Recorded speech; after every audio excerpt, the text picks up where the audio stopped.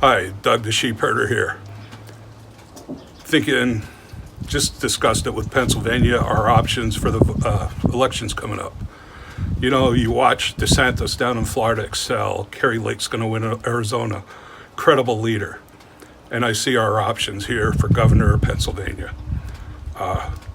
Freaking clown Shapiro is a criminal. Don't trust him. He brags about putting all these fentanyl drug dealers away, but yet he does nothing for all the district attorneys in Philly and Pittsburgh, leaving all the criminals out of jail without bail.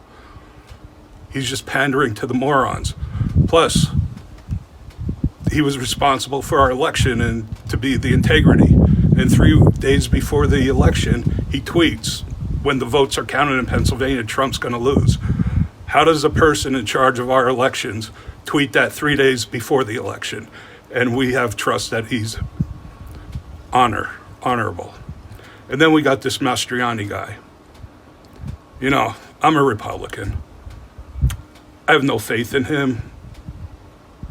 He brings nothing to the table. You know, Pennsylvania's hurting. And I haven't heard one thing out of him that tells me he has a plan to make it better. Nothing. Who do you vote for? You know, you see these other great governors, you know, DeSantis in Florida, just doing incredible. You know, you don't even hear from the crooked news how bad things are in Florida because of the hurricane, because he's doing such a damn good job. You know, our crooked news, the media, the mainstream media, if anybody was down there hurting or complaining, they'd be all over it right now calling them out, and they're not. Think about that.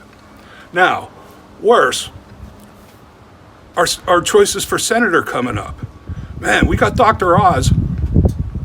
I have zero confidence in him. I don't think he's in it for the right reasons. I really don't think he's in it for the betterment of people in Pennsylvania.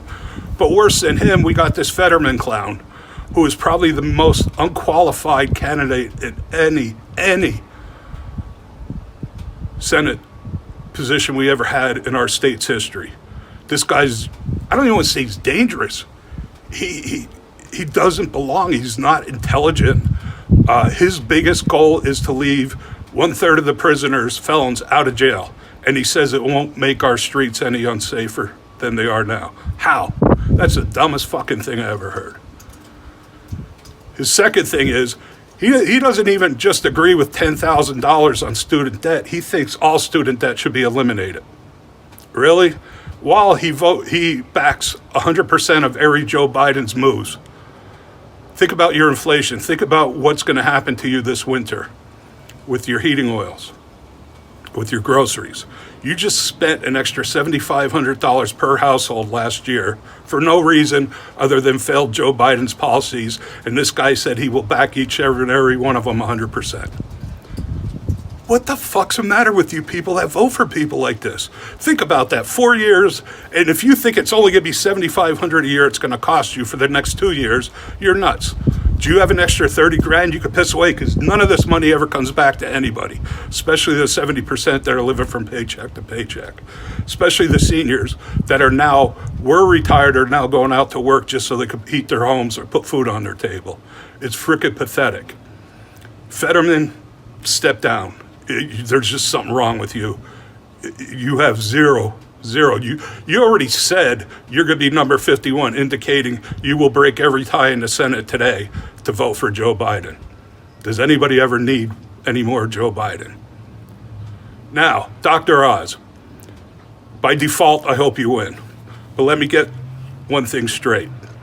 I'm going to hold you accountable. I don't believe you have our best interests in heart, but you're not as dangerous as Fetterman. How pathetic is that for a reason to vote for somebody? So if I see you slacking in any way, I'll be the first one knocking on your door, holding you accountable. Everybody in PA, God bless you all. Don't know what's going to happen. We're all going to have to live with the consequences. I hope you make a wise choice.